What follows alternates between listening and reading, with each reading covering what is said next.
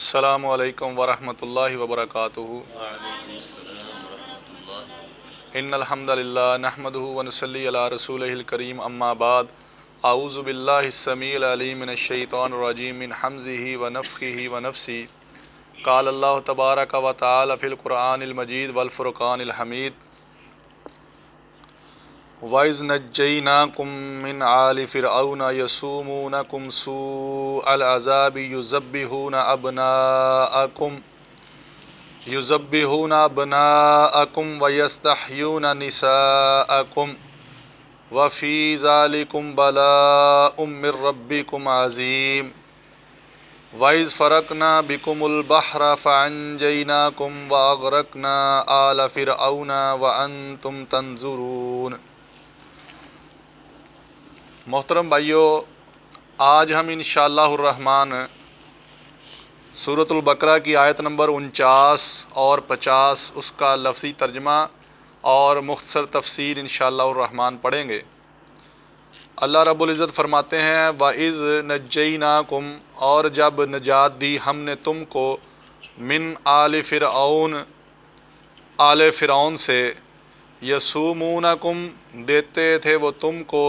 سوء العذاب، برا عذاب، یذبحون، ذبح کرتے تھے وہ، ابناءکم، تمہارے بیٹوں کو، ویستحیون، اور وہ زندہ رکھتے تھے، نساءکم، تمہاری عورتوں کو، وفی ذالکم، اور اس میں تمہارے لیے، بلاء، بہت بڑی آزمائش تھی، ایک آزمائش تھی، من ربکم، تمہارے رب کی طرف سے، عظیم، بہت بڑی۔ وَإِذْ فَرَقْنَا، اور جب پھاڑ دیا ہم نے، بِكُمْ، ساتھ تمہارے، البحر، سمندر کو، فَأَنْجَيْنَاكُمْ، پس نجات دی ہم نے تم کو، وَأَغْرَقْنَا، اور غرق کیا ہم نے، آلَ فرعون، آل فرعون کو، وَأَنْتُمْ، اور یہ کہ تم تھے، تنظرون، تم دیکھ رہے تھے۔ محترم بھائیو، یہاں پر بنی اسرائیل کی جو ہے فضیلت اور ان کے اوپر جو کیے گئے انعام ہیں ان کی تفصیل شروع ہو رہی ہے۔ اس میں بنی اسرائیل کے ساتھ جو ایک واقعہ پیش آیا، بہت بڑا واقعہ تھا، اس کا ذکر کیا جا رہا ہے، اور جو آل فرعون اور اس کے حواری جو تھے وہ بنی اسرائیلیوں پر جو سب سے بڑا ظلم کرتے تھے اس کا ذکر یہاں پر کیا گیا ہے۔ وَإِذْ نَجَّيْنَاكُمْ، اور جب نجات دی ہم نے تم کو، بیسیکلی یہ یاد دلایا جا رہا ہے بنی اسرائیل والوں کو، اور جب ہم نے نجات دی تم کو، من آل فرعون، آل فرعون سے، یسومونکم، دیتے تھے وہ تم کو، سوء العذاب، برا عذاب، وہ تمہیں برا عذاب چکھاتے تھے، برا عذاب دیتے تھے۔ وہ برا عذاب کیا تھا؟ یذبحون ابناءکم، وہ ذبح کرتے تھے تمہارے بیٹوں کو، وَيَسْتَحْيُونَ، اور زندہ رکھتے تھے، نساءکم، تمہاری عورتوں کو۔ طبری نے ابن عباس، عبداللہ بن عباس رضی اللہ تعالیٰ عنہ سے نقل کیا ہے کہ فرعون اور جو اس کے حواری تھے انہوں نے باہمی مشاورت کی اور انہوں نے اس بات پر فیصلہ کیا کہ بنی اسرائیل والے چونکہ کہتے ہیں کہ حضرت ابراہیم علیہ السلام سے اللہ نے وعدہ کیا ہے کہ میں تمہاری اولاد میں سے انبیاء کو بھیجوں گا اور بادشاہ بناؤں گا، تو کیوں نہ ان کا جو ہے نا انتظام کیا جائے، یہ نہ ہو کہ ان میں سے کوئی نبی آ جائے اور اس کی سلطنت کو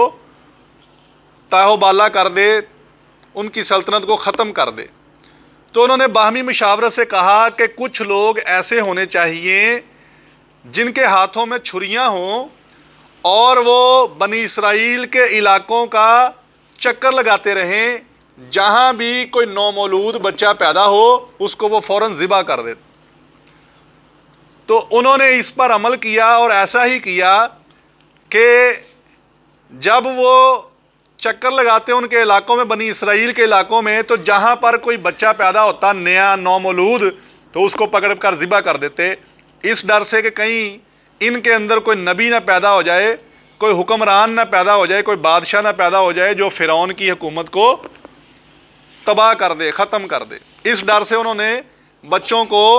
ختم کرنا شروع کر دیا، اور ان کو پتہ تھا کہ انبیاء جو ہیں وہ مردوں میں سے ہوتے ہیں، بادشاہ مردوں میں سے ہوتے ہیں، تو وہ عورتوں کو زندہ رکھتے اور جو ہے بچوں کو وہ ذبح کر دیتے۔ اچھا، کچھ عرصے بعد ان کو یہ پتہ چلا کہ بنی اسرائیل کے لوگ جو ہیں وہ بڑی عمر کے لوگ تو طبعی موت آہستہ آہستہ جو ہیں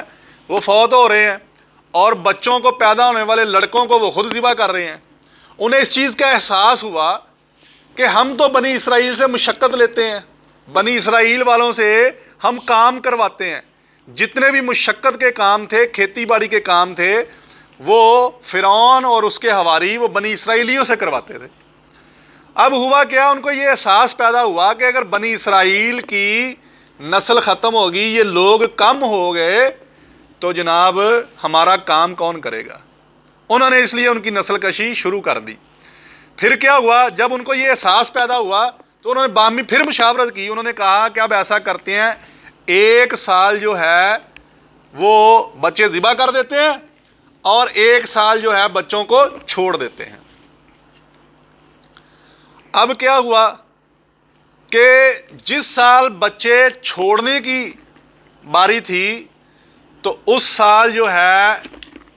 حضرت موسیٰ علیہ السلام کی والدہ جو ہیں وہ حاملہ ہوئی، تو انہوں نے حضرت ہارون علیہ السلام کو پیدا کیا۔ تو چونکہ بے خوف تھی، کوئی خوف نہیں تھا، اس سال انہوں نے بچوں کو ذبح نہیں کرنا تھا۔ ہارون علیہ السلام موسیٰ علیہ السلام کے بھائی ہیں، وہ پیدا ہو گئے۔ اگلے سال اللہ کی کرنی ہوئی، موسیٰ علیہ السلام کی ماں نے، والدہ نے پھر بچہ کو پیدا کیا تو وہ موسیٰ علیہ السلام ہو گئے۔ اس کی لمبی تفصیل ہے کہ وہ پھر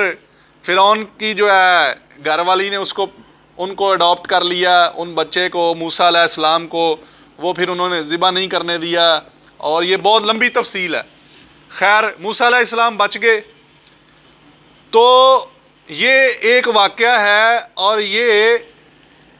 بہت بڑا عذاب اس کو اللہ نے کہا ان کے لیے، بنی اسرائیلیوں کے لیے، کہ فرعون جو تھے، فرعون اور اس کے حواری وہ موسیٰ علیہ السلام اور ان کی جو قوم ہے بنی اسرائیل، ان کے اوپر وہ عذاب بن کر ٹوٹے ہوئے تھے، ان کے بچوں کو ذبح کرتے تھے اور ان کی عورتوں کو زندہ رکھتے تھے، اور یہ واقعہ اس کی طرف جو ہے نا وہ اشارہ کرتا ہے۔ اسی طرح اس واقعہ کے متعلق یہ چونکہ ابن عباس تک جو روایت پہنچتی ہے وہ روایت صحیح ہے، لیکن یہ روایت اسرائیلی روایت ہے، ہم اس کو نہ سچا کہتے ہیں نہ جھوٹا کہتے ہیں، لیکن عبداللہ بن عباس تک یہ روایت صحیح سند کے ساتھ پہنچتی ہے، تو طبری نے اس لیے اس کو نقل کیا ہے۔ نبی مکرم صلی اللہ علیہ وسلم جب مکہ سے ہجرت کر کے مسلمانوں کے ساتھ مدینہ میں آئے تو انہوں نے دیکھا کہ یہود نے اس دن روزہ رکھا ہوا ہے۔ آقا علیہ الصلوۃ والسلام نے ان سے پوچھا بھئی یہ کیا ہے، تم نے روزہ کیوں رکھا؟ انہوں نے کہا یہ بڑا مقدس دن ہے۔ کیوں جی مقدس کیوں ہے؟ مقدس اس لیے ہے کہ وہ کہنے لگے، بنی اسرائیل والے یہود جو تھے وہ کہنے لگے کہ اس دن موسیٰ علیہ السلام کو اور ہمارے آباء و اجداد جو بنی اسرائیل والے تھے ان کو اللہ نے فرعونیوں سے نجات دی تھی، تو ہم اس بابرکت دن کو اس طرح مناتے ہیں کہ ہم روزہ رکھتے ہیں۔ تو آقا علیہ الصلوۃ والسلام نے فرمایا کہ موسیٰ علیہ السلام کے اوپر تم میں سے زیادہ حق میرا ہے، کیوں؟ وہ میرے بھائی ہیں، میں بھی نبی ہوں، وہ بھی نبی تھے، تو میں حکم دیتا ہوں۔ آقا علیہ الصلوۃ والسلام نے اپنے صحابہ کو یہ حکم دیا کہ ہم بھی روزہ رکھیں گے، اور پھر فرمایا کہ مجھے اللہ نے یہ بھی کہا ہے کہ یہود و نصارہ کی مخالفت کرنی ہے، تو لہٰذا آئندہ سال ہم اس کے ساتھ 9 کا روزہ بھی ملائیں گے۔ آقا علیہ الصلوۃ والسلام فرمایا کہ اگر میں زندہ رہا تو آئندہ سال 9 محرم کا روزہ بھی رکھیں گے اور 10 محرم کا روزہ بھی رکھیں گے، اور یہ دن جو ہے یہ 10 محرم کا دن تھا جس دن بنی اسرائیل کو فرعونیوں سے نجات ملی۔ تو بنی اسرائیل والے جو یہود تھے وہ اسلام کے دور میں بھی اس دن کو مناتے تھے روزہ رکھ کے، عاشورہ کے دن کو روزہ رکھ کے مناتے تھے۔ تو آقا علیہ الصلوۃ والسلام نے بھی اپنے صحابہ کو اس دن روزہ رکھنے کی تلقین فرمائی، اور جب تک روزے فرض نہیں ہوئے تھے یہ روزہ فرض کی حیثیت رکھتا تھا، روزہ رکھا جاتا تھا، اور جب پھر روزے رمضان کے فرض ہو گئے تو اس روزے کو نفلی روزے کی اہمیت حاصل ہو گئی۔ اب آگے چلتے ہیں کہ اللہ رب العزت فرماتے ہیں وَفِي ذَلِكُمْ بَلَاءٌ مِّن رَبِّكُمْ عَظِيمٌ، اور اس میں تمہارے لیے بہت بڑی آزمائش تھی تمہارے رب کی طرف سے، عظیم بہت بڑی، یعنی کہ بچوں کو ذبح کرنا عورتوں کو زندہ رکھنا یہ بہت بڑی آزمائش تھی بنی اسرائیلیوں کے لیے۔ پھر آگے اللہ فرماتے ہیں وَإِذْ فَرَقْنَا، اور جب پھاڑ دیا ہم نے بِكُمْ تمہارے ساتھ البحر سمندر کو، فَأَنْجَيْنَاكُمْ پس نجات دی ہم نے تم کو، وَأَغْرَقْنَا اور غرق کر دیا ہم نے آل فرعون آل فرعون کو۔ یہ وہ واقعہ ہے جب بنی اسرائیل والے ان کے پیچھے اہل فرعون جو تھے یا فرعونی اور اس کے حواری فرعون اور اس کے حوالی وہ بنی اسرائیل کے پیچھے چڑھ دوڑے، تو موسیٰ علیہ السلام اور ان کی قوم ان سے فرعون سے اپنی جان بچاتے ہوئے سمندر میں اللہ کے حکم سے کود پڑے، سمندر نے ان کو رستہ دے دیا اور وہ سمندر سے گزر گئے، دریا سے گزر گئے۔ جب فرعون اور اس کے حواری وہ سمندر میں داخل ہوئے انہی رستوں پر جن سے موسیٰ علیہ السلام اور ان کے ساتھی گزرے تھے، تو اللہ نے پانی کو حکم دیا، پانی جو جہاں رستے بنے تو وہ رستہ آپس میں مل گیا اور فرعون اور اس کے حواری اس میں غرق ہو گئے۔ یہ اس واقعہ کی طرف اشارہ ہے۔ آگے اللہ فرماتا ہے وَأَنْتُمْ تَنْظُرُونَ، اور یہ کہ تم دیکھ رہے تھے، یعنی اس سارے واقعہ کو تم بنی اسرائیل والوں دیکھ رہے تھے۔ اللہ سے دعا ہے کہ اللہ تعالی ہمیں قرآن کو سمجھنے کی، اس پر عمل کرنے کی توفیق عطا فرمائے۔ سبحان ربک رب العزت عما یصفون وسلام علی المرسلین والحمد للہ رب العالمین۔